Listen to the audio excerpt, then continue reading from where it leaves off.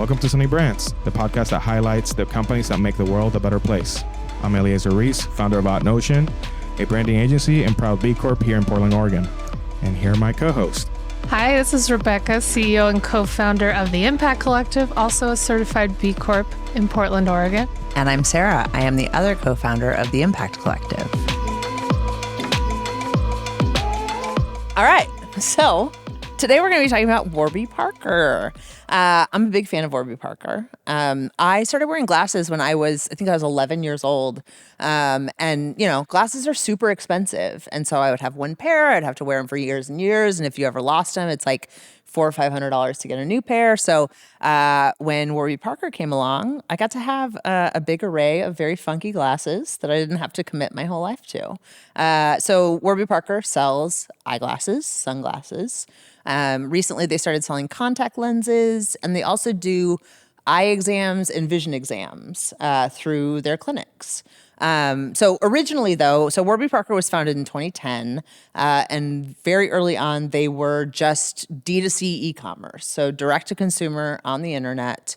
And they were super disruptive. The glasses industry is very expensive, and traditional channels there were a lot of barriers, and so Warby Parker disrupted the industry.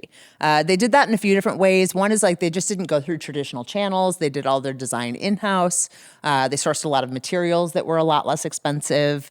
They were also one of the pioneers of the try-on virtually thing. So if you go on their site, you give them access to your camera and you can see yourself with the glasses on, which so many companies have that now. I did one the other day that was like a try-on lipstick thing, which was very fun. Oh, I've done that before. So a lot of time doing it. Yeah, really fun. Also perfect lines, perfect lip. Yeah. So Warby Parker was founded in 2010 and became a B Corp in 2011. So the B Corp movement, the first B Corps started and got certified in 2007. So not only was Warby Parker an early adopter of the B Corp movement, they were really early in terms of their business. So I have a couple quotes. One of their co-founders said, when we learned about what a B Corporation was, we realized it was exactly in line with our philosophy for how an organization should be run. They said, we want to demonstrate that companies can scale, be profitable, and do good in the world without charging a premium for it. So they also have a buy one, give one model that I know Rebecca's going to talk a little bit more about, but super interesting to look at a company like this, who's also one of the few publicly traded B Corp companies in the United States, and how they've handled and managed scaling and maintaining their impact. A great case study for folks that may think that you can get there being a B Corp. Yeah. Mm-hmm. Or having purpose like that, or structuring your company like that. Purpose and profit go hand in hand. Yep. Yeah. So simple. So let's dive into it. Show us how complicated it is. Psych. I dove into Warby Parker's impact report, which I was excited to do. It's just a cool brand, and was excited to learn more. Okay, first I'm starting with the good. So the good things about their impact report, first starting with their mission. So Warby Parker's mission is to provide vision for all. So this is such a great mission statement because it's clear, to the point, inspiring, lofty, all the great things a mission statement should be. And it's so tied to Warby Parker makes glasses. Yeah. Of course they should try to provide vision for all. So I love that. That is inspiring to me. They also have some programs that are very in line with that. So Sarah mentioned their Buy a Pair, Give a Pair program.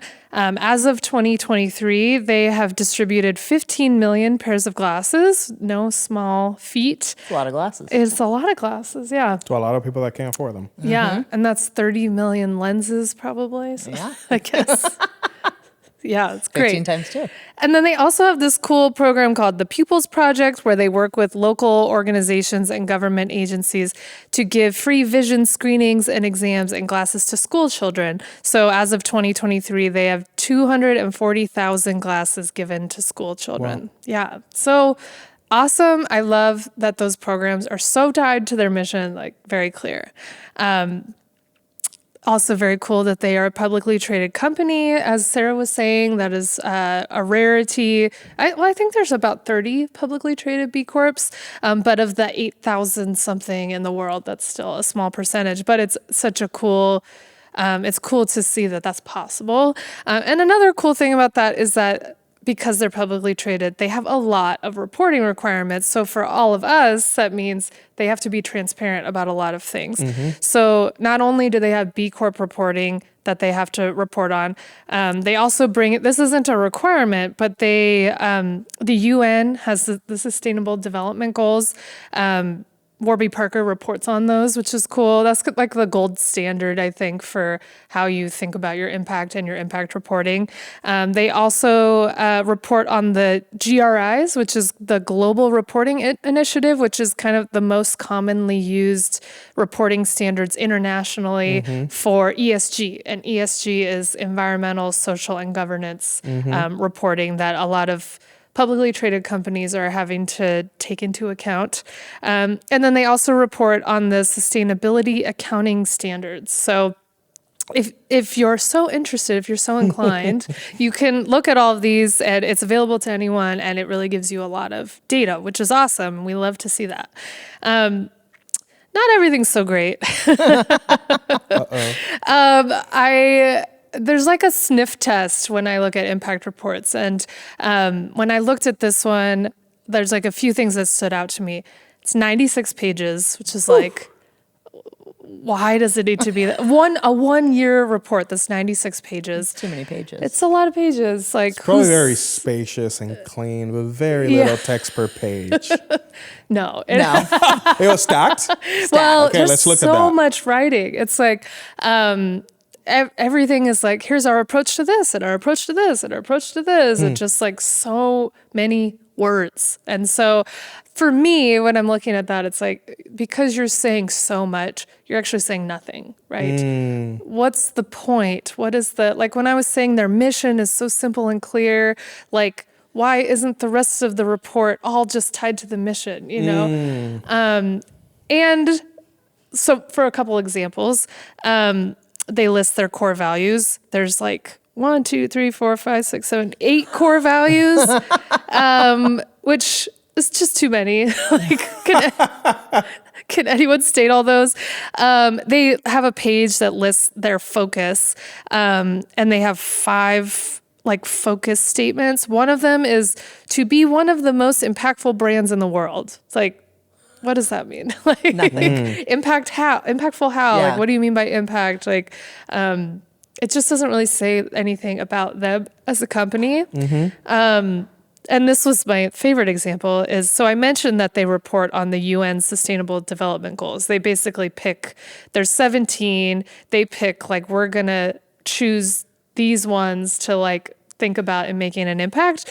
Of the 17, they said 11 of them is their focus. It's like, so just like, we really narrowed it down from 17 to 11. Like, I'm not sure what they narrowed down, maybe water or something, but it's like 11. So all that to say, there's all these instances of like, they're just doing all the things and therefore they're not really saying anything. This is kind of like I'm not gonna say red flag, pet peeve of mine in impact reports.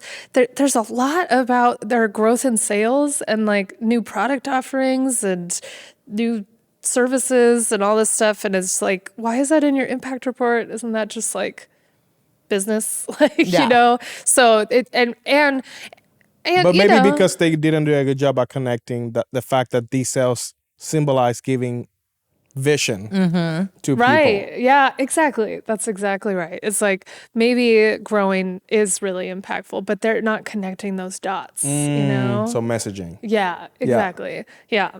And then, and what I was really looking for, what I'm always looking for is like, what about the outcomes, right?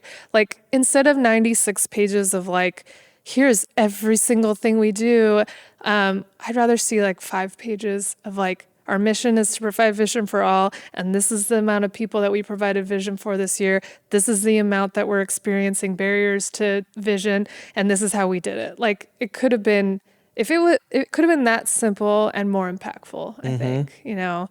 And then one really interesting thing to me, this is where my I feel like a forensic accountant in this. I used to be a CPA, so maybe that's why. makes But that's coming through. I can't help but like look at numbers and data and like try and like the evidence, right? Yes. And I think I found some reason for why they didn't have a lot of numbers within their report. So the environment section is a perfect example. They talk about, we track our emissions, we care about the environment, all these things. But I noticed like they tell you what their emissions were for the year, but there's no like year over year, or did they decrease? Gotcha. Or do you have a net zero goal like most companies do? They don't. And then because they had all those in their appendix, they have all of those GRI reporting that I was mentioning. I went to look at that. I'm like, oh, this is why, because their emissions have been growing year over year. Oh. So they You like, sleuthed them out. yes. So hot take, just so you all know. Rebecca will find it. Yeah. And so, anyway, it just goes to show you, like, don't believe everything you read and look for the numbers to back it up, especially with big companies like this, because a lot of times you can find the numbers to back it up. But it was also just disappointing. Like, Yeah. like that's just, it felt not meaningless, but it felt a little like it lost my trust in the brand because I felt like they were hiding stuff, you know? And that's purely because they didn't have the data to back it up. Or they had the data, but it was like hidden. Interesting. The okay. data didn't match the story, or the story didn't tell the whole picture. Gotcha. So like they're like, we care about the environment and we track our emissions, but then you look that their emission, you know, And like, hidden way in the appendix is like, and also on like, page they were 95 bad. of Yeah, 96. Yeah. Is where you You know, find it reminds me, Rebecca and I have seen an impact report that we reference all the time in talking about impact reporting. It's from a B Corp called Organic Basics. And they have a section in their impact report called Our Fuck Ups. Yep. And it's just like I know, I love so that. refreshing, transparent. They talked about places they fell short, things that they tried to do but missed the mark on, and also like what they're doing about it, right? And so that just like trust building, brand building. Yep. Yeah. Yeah. I wish they were just like, hey, we're growing. So this is why our emissions are growing. And here's what we're doing Yeah. to fit. Like that, I would have loved to see that. That would have built my trust, you know? Yeah. Even if they went up, if you just explained why and what you're doing about it, like, then I would be like, cool, like, I'm with you, you know? Well, and it also makes me wonder, you know, a 96-page impact report with the GRIs and the SDGs and all this stuff. I kept thinking, like, who's this for? Like, is this for every single stakeholder and they just shoved all the information into one thing to be able to show? Or is it like, what's the point of this impact report and who is the audience? Right. And they do have on the, you know, I will say, like, on their website, like, this is another one of those things, like, if you are a nerd and you want to go dig into stuff, you can. You know, on their website, on their page for the impact report, there's kind of like an overview, right? And they've got the page of that, you know, but it's like, there shouldn't be quite a big disparity between like an overview page with a couple of numbers and a 96-page impact report with nothing. Yeah. What? Don't love playing devil's advocate, but I do. Notion's about to work with y'all again on putting our, I don't know what I'm going to call it yet. I don't know how I'm going to brand it. Yeah. But I have a bit of a beef with impact reports in general. So I'm going to bring this question. What if, and this is also from a brand perspective, like, I know I'm the brand person, but you are the impact people. So I just want to like, as a brand, attitude-wise, I want you to look at my actions and to allow my actions to be the thing that actually determines what my impact is. And that is because of fear of virtue signaling and like just having to say something about everything and feeling like the obligation to like, if I don't say something, it's violence or whatever the saying has been around. Silence is violence. Silence is violence. Like, Yeah. like what if I don't want to jump in that bandwagon and an impact report that I'm a B Corp and I'm supposed to report anyways, and we will. But like I do have a mixed feeling about having to document because one, it feels like I'm patting myself on the back. Two, I'm feeling like I want people to be able to judge for themselves. And I almost feel like, and this is where you can come in, I almost feel like a third party should do it. And I know you are a third party, but I almost want someone else to publish it. Yeah. You know, like I don't want to say that about myself. I want someone to actually look at it and like tell us what's up, like what went wrong, what went good or whatever. But any thoughts around that hesitation? Many. That's valid. Yeah. Okay. Well, B Corp is part of it, your point about wanting someone else to look at it. I think that is the value of B Corp certification because that is something that is assessed by a independent third party. So they are looking at all of your impact numbers and data and all that stuff and verifying that it's legit. So what I think when it's done really well is like you can frame it as this taking stuff from your B Corp assessment and saying this has all been verified, and but also make it true to you. You know, Right. If you don't want to pat yourself on the back, I mean, my coaching side of myself wants to dig into that, but that's a different conversation. But if you don't want to, don't. You know, like have someone else write it, or maybe you don't have to, it doesn't have to be boastful. Maybe it has a framing of like, this is to hold ourselves accountable, Right. you know? Like, It's all about messaging. And if you do want to pat yourself on the back, do that, you know? It's really up to you. And that's where the brand, I think, comes in. Right. Who are you as a brand? And that's where I have some things to say about that. Yeah.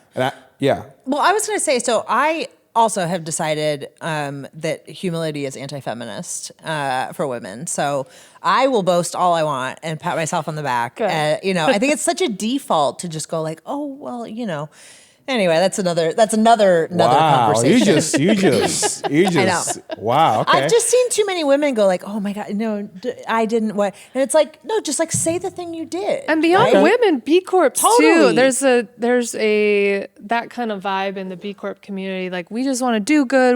We don't want to like toot our own horn. But like, how are people going to find you if you're not talking about it? Well, and also I think that like it's a matter of impact, right? Because the circles of impact that you're able to have when you know, toot your own horn or boast or whatever you want to call it, it's really, it's being transparent and open and honest, right? And so when you're transparent and open and honest about the impact that you have in the world, there are ripple effects to that. And I think part of the hesitation is wanting to control the outcome, right? Like if I put out here that I did these good things, what if someone thinks it's not enough? Somebody thinks those numbers don't match. Somebody think, you know, if someone films a podcast and that says your impact report is, oh no, we're the problem. But I think it's I started with the good though. Totally. Really There's good. always some good. But I also think like, you know, becoming a B Corp is a choice, right? It's a choice that a company makes. And through that choice,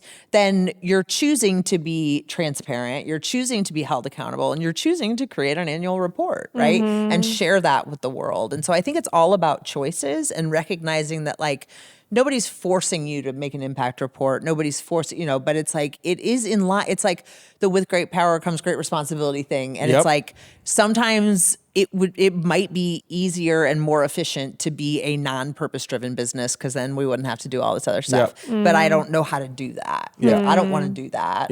I know you don't want to do that. So this is sort of what comes, this is like the, I guess, baggage that comes with being a purpose-driven business. Yeah. And I think this is where it comes in, that I think a lot of the times that I've seen that impact report, it's just, there's no heart. Yeah. It's a lot of numbers. Yeah. And Oh, I'm interesting. That's where I think the brand messaging really comes in. Yeah. Like what you're probably going to hear from someone like At Notion is, we owe it to you. Like we owe you this. Yeah. You know, we don't get nothing for like we owe this responsibility.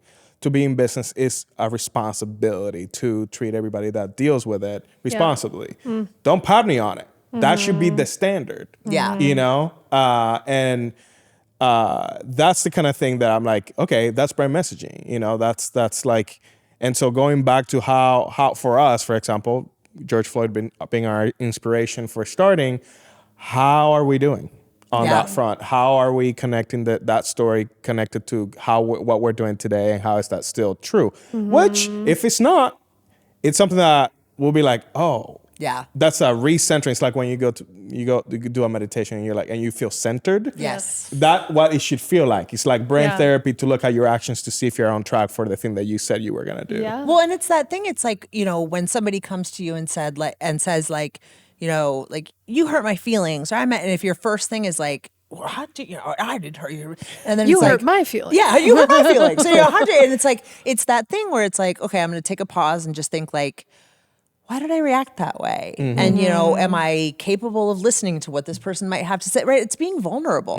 because that's like, as a human, that's human experience, but also as a purpose-driven business, as a B Corp, like it is very vulnerable sometimes. Sometimes it feels kind of scary to go like, we have this big lofty mission statement, or we made these commitments early on, and now, oh God, is somebody going to remember we said 2 years ago that we were going to, I hope somebody does. And I hope somebody goes, hey, you remember when you told me that you would never work with Shell Oil? And now, like, you guys are fat cats at the bank with Shell Oil. Not that we're working with Shell Oil or ever would. But, it's like, that is like the community-based piece of the B Corp movement, which is we hold each other accountable. And to hold each other accountable, we have to be honest with one another.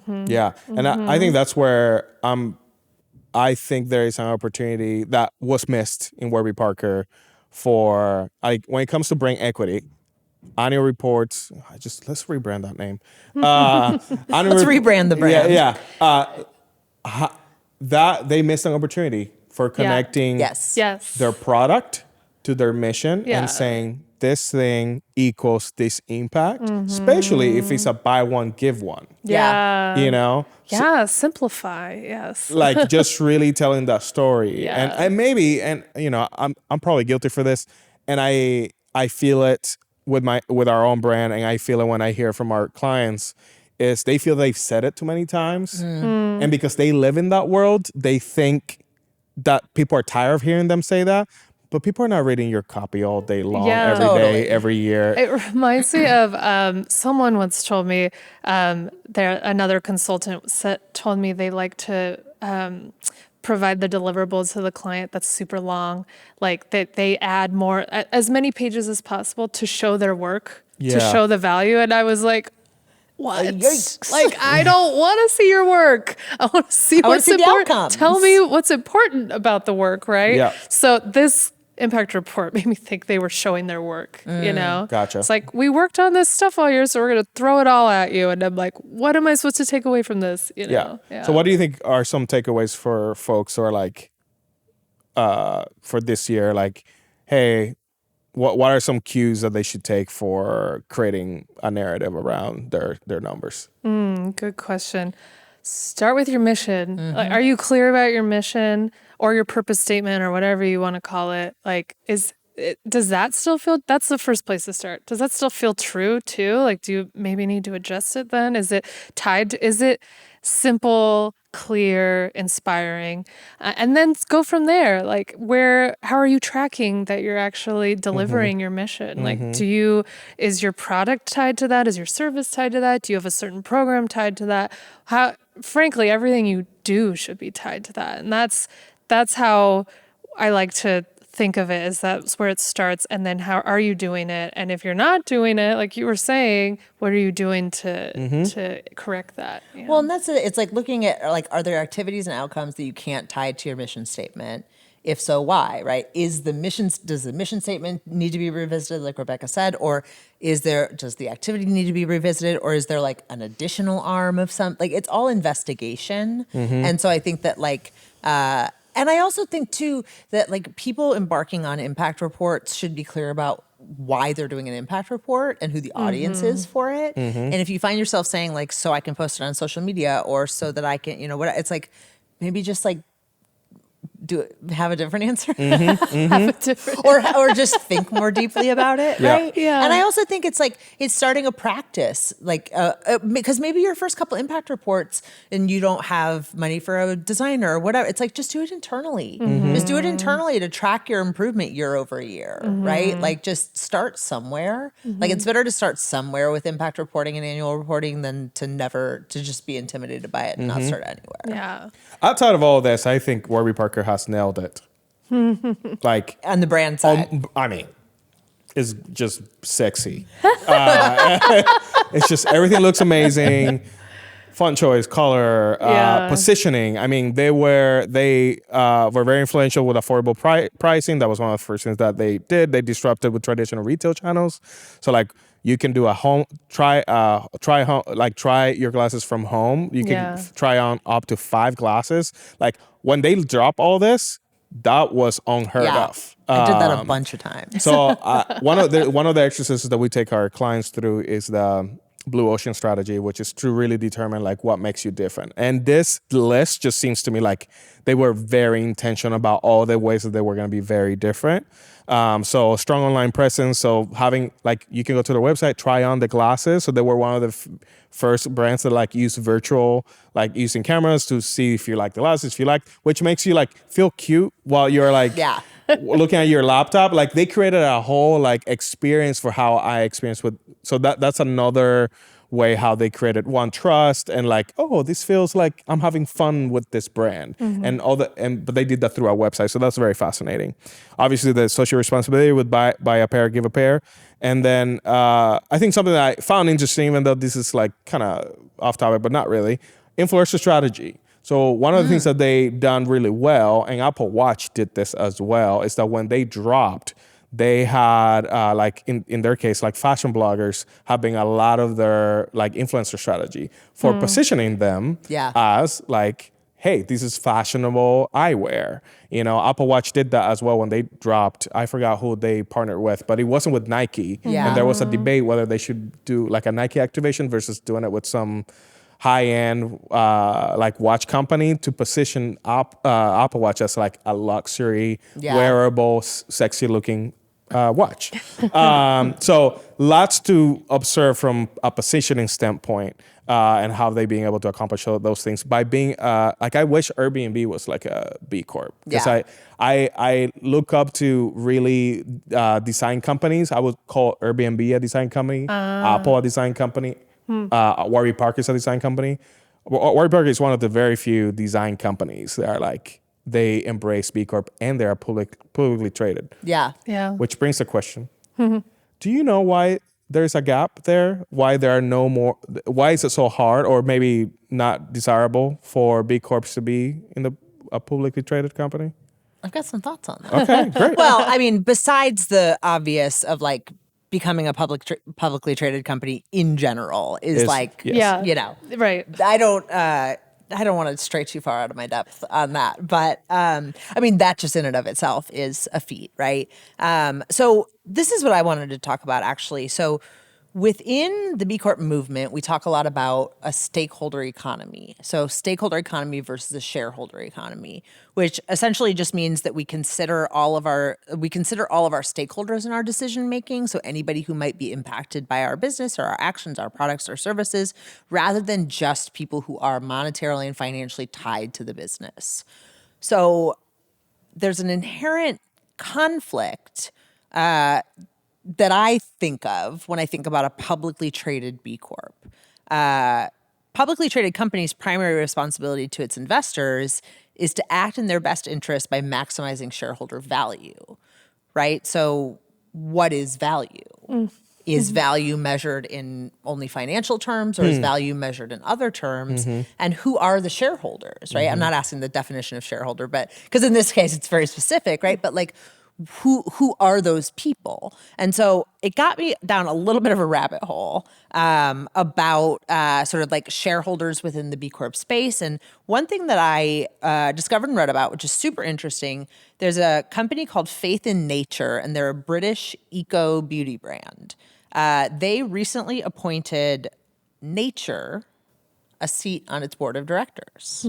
Didn't Patagonia do the same? I think Patagonia has like environment. Yeah, I've heard other companies with Earth. Yeah, Earth Earth. has When a they said like seat. the planets are the Earth is our only shareholder, was that a marketing Oh, line I or was see. that an actual legal thing? That had more to do with the Messaging, you think? nonprofit that Okay. they set up, Yeah. which was like then the Got it. controlling shareholder. Yeah. So in a way, it didn't equate to a board seat, but they were like the controlling Gotcha, shareholder. gotcha. Yeah. So in this instance, there is actually a new non-executive director joining the company's board whose purpose is to represent nature. And so it's Bronte Ansell. She's the director of Lawyers for Nature. And so her role is similar to a guardian acting on behalf of a child in a court of law.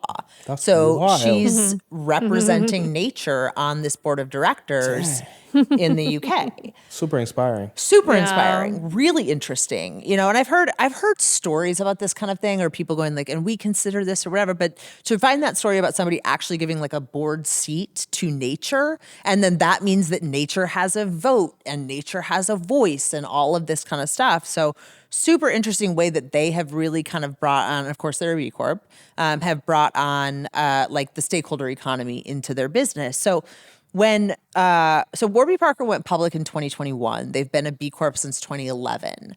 One interesting thing to note is that, so you were talking about their impact report and the lack of data or the lack of numbers and sort of significant data. I was looking back through some of their impact reports, and their one in 2018 actually had a lot of numbers and a lot of data. And I don't know if the correlation is because now they're publicly traded, so they're not doing as much, sort of transparent reporting. But there were like pages and pages of graphs and demographics and like charts, year-over-year charts. Yeah. All the things you were talking about wanting to see, I saw evidence of I bet in you earlier reports. Warby Parker's lawyers have the last look at the impact report, or maybe the first look. Yeah, or maybe the first look, I was going to Yeah. say. Yeah, you don't really see the like our fuck ups or the mess ups Yes. in publicly traded companies in Yeah. general. So yeah, Well, it's interesting. and it also brought up, so Etsy used to be a B Corp. So they were a B Corp. They got certified in 2012. I know. I did not know that. I know. Yeah, I know. When I first heard, I had to like Google it again. I was like, you mean Etsy? Etsy? So Etsy, the craft marketplace, used to be a B Corp. But after their IPO, they received significant pressure from their shareholders, not their stakeholders, but their shareholders, and they ended up dropping the certification in order to avoid becoming a public benefit corporation. So, that is an example of a company going public and not, and I don't know a lot of details about that specific scenario, but not sort of, not solidifying their mission and their purpose ahead of time. So when they IPO'd, their shareholders were like, no, we're not doing this public benefit company thing. So again, with great power comes great responsibility. And I think it's a lot of this conversation is like the burden of transparency, right? The burden of reporting. And I think that when you're talking about, because I know especially, and I have some stuff in here about impact business models that I don't know if we really want to dive into because it's pretty meaty. But to kind of bring this all back around, documentation, reporting, all of this stuff is a huge discussion and part of B Corp certification. So when you go through the B Impact assessment, you get to your 80 points, you submit that assessment, and then you are audited. So B Lab basically asks you to prove it. And so they ask for evidence and documentation. You said that you have this policy, let's see it. You said that you've done this, let's see the proof. And I know when we were working with Odd Notion to get B Corp certified, the documentation for things like policies and procedures is fairly straightforward. Do you have this policy? Yes, here it is. When you get into impact business models, which are, it's basically like the why of the company, like the things that are truly the most impactful parts of the business, and not impact as a byproduct of doing business, impact at the core of your, so not philanthropy, but like the services and core things you provide. A lot of the things that we talked about was Odd Notion was eligible for several different impact business models. And then when we dug into it, you have to produce documentation for your theory of change, documentation to prove that the outcomes that you intended happened, and as rightfully so, the documentation around that is rigorous, because you should not just be able to say like, I promise that we serve underserved populations, or I promise that we have this kind of stuff. So the documentation is really rigorous, but the conversation came up with you, as it has come up many times, of do I want to have impact, or do I want to document impact? And for small businesses, we're all, bandwidth and time and resources are all really limited. And so if I'm documenting the impact, I'm not having the impact in that moment in time, right? But as you grow, like Warby Parker, as you IPO, as you make hundreds of millions of dollars, as you go public and become a B Corp, the burden of transparency is then like your responsibility to bear. Right. And so I think that there are varying degrees. Like, is there some world where a 96-page impact report could be impactful and full of good stuff? Probably. But 40 of those pages might be appendices, of like, if you want to dig into this, right? Yeah. But I do think that like there are like basic components of an impact report of how are you fulfilling your mission? Like Rebecca was talking about, like, what evidence do you have that the mission that you've stated is being fulfilled and the outcomes you intended are happening? That's sort of the basic, that's like the basis of a good impact report. And if you're making hundreds of millions of dollars, maybe you have 20 pages of outcomes. Yeah. That would be cool. Right. But, so. I think on the brand front, it's like, again, I'm in the agency world where like my LinkedIn right now is flooded with, here are all the companies we've worked with. Here's all this stuff. Here's blah, blah, blah. And there is this great opportunity of having a lot of fun with your impact report. Yeah. Telling your story to boost morale within your company. Tell your story within your company, tell it outside, reinforce that story, reinforce the values that created it. Almost like create a whole campaign around creating awareness about this thing that started it for you or whatever, Yeah. So there's like a lot of ways that you can create brand equity. And that's another thing, like brand equity, you can, as much of a beef that I have with the actual reporting, it does create brand equity, and because over and over time, you're actually like proving that you are doing the work. So it creates trust with your customers. Yeah. So that's like another pro to doing it. But I think doing it with a storytelling driven way, I think is how the brand can really come out and flourish through that data. 100%. Yeah.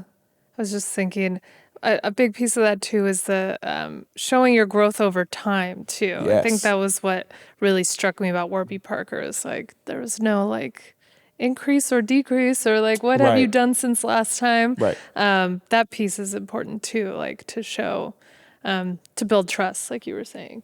Yeah, I think the moral of the story at the end of the day, it's really hard to be a really large publicly traded B Corp. And so I commend Warby Parker for being a B Corp for so long. I commend them for, the growth. I commend them for staying close to their mission as they scale. And, I think a lot of what we've talked about in several of these episodes is like accountability and transparency. So, we give them props for everything that they're doing good. And then we hold them accountable for anything we want to see better. Sunny brand indeed. Sunny brand. Sunny brand. Well, that's it, y'all. Thank you for joining us. You can get the episode show notes and transcript on our website, sunnybrandspodcast.com. If you have ideas or suggestions about any companies you'd like for us to take a look at and dissect, you can drop us a line at hello@sunnybrandspodcast.com. And if you want to learn more about the Impact Collective and all of the things that we do to help companies live out their purpose, you can find more information at theimpactcollectivepdx.com.